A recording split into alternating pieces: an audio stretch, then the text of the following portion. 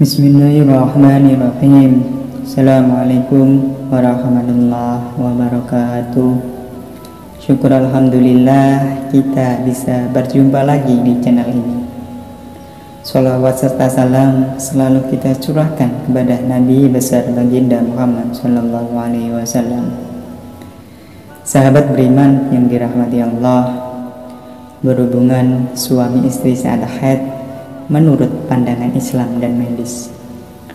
Mungkin ada beberapa pasangan suami istri yang masih mempertanyakan bagaimana hukumnya berhubungan saat haid dari sisi medis ataupun agama. Bagaimana pula akibat dan apa efek berhubungan saat haid?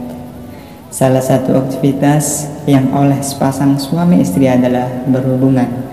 Namun tak jarang pasangan ragu untuk melakukannya karena sang istri sedang haid. Larangan berhubungan suami istri saat haid dalam Islam. Dalam agama Islam, berhubungan suami istri adalah wajib. Selain itu, juga menjadi ibadah dan pahala bagi setiap pasangan yang keduanya setuju untuk melakukannya. Namun, berhubungan suami istri saat haid menurut agama Islam itu diharamkan. Pandangan dari para ulama seperti pendapat Ibnu Abbas radhiyallahu an, ketika istri dalam masa haid maka diharamkan berbagai bentuk hubungan suami istri. Sebagaimana hal ini tertuang dalam surat Al-Baqarah ayat 222 yang artinya, mereka bertanya kepadamu Nabi Muhammad tentang haid. Katakanlah itu adalah suatu kotoran, maka jauhilah para istri dari melakukan hubungan suami istri.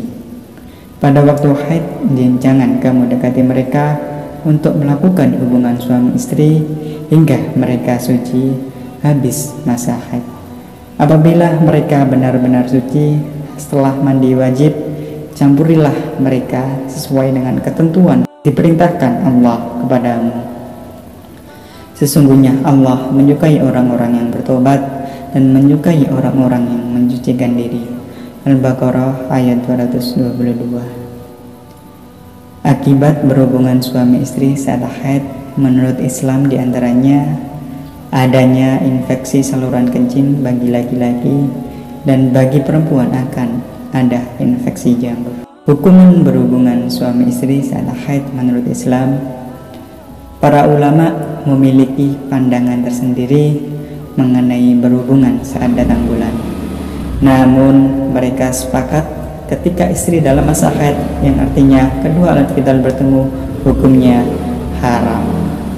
Dikutip dari Anas radhiyallahu an, disebutkan bahwa orang Yahudi jika para wanita sedang datang bulan itu tidak memberi makanan, sebagaimana Rasulullah Shallallahu Alaihi Wasallam bersabda, lakukan segala yang kamu mau kecuali hubungan badan.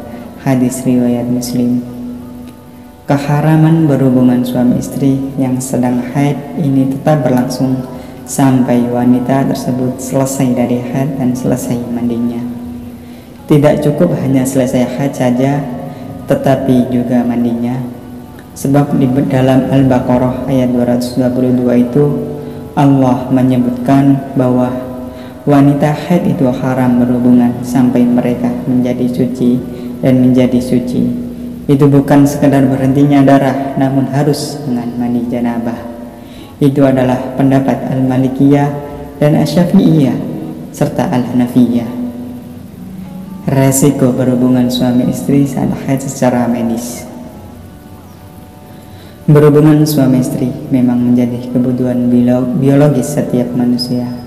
Namun ketika dilakukan ketika istri sedang dalam masa haid ini, maka bisa menimbulkan beberapa resiko, sehingga berhubungan suami istri memang sebaiknya tidak dilakukan untuk menghindari beberapa resiko berhubungan saat haid. Secara medis, terdapat efek samping berhubungan saat haid terakhir, di antaranya seperti berpotensi akan timbul penularan virus seperti HIV dan hepatitis.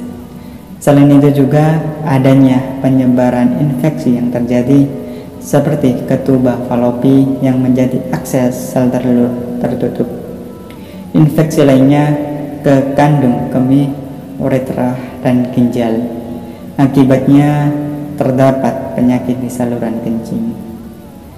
Akibat berhubungan saat haid lainnya juga pada bakteri yang meningkat di darah menstruasi dan menyebabkan penyakit yang bernama gonorea. Itulah penjelasan mengenai berhubungan suami istri saat haid menurut pandangan Islam dan medis. Sebaiknya tidak untuk dilakukan karena memberikan banyak resiko pada organ reproduksi. Begitu juga dalam Islam bahwa haram untuk melakukannya. Sahabat yang beriman, semoga informasi terkait berhubungan suami istri saat haid menurut Islam dalam video ini bermanfaat. Terima kasih sudah menonton.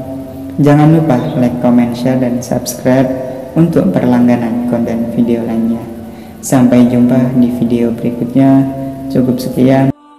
Wallahumma fiqh lakum. Assalamualaikum warahmatullahi wabarakatuh.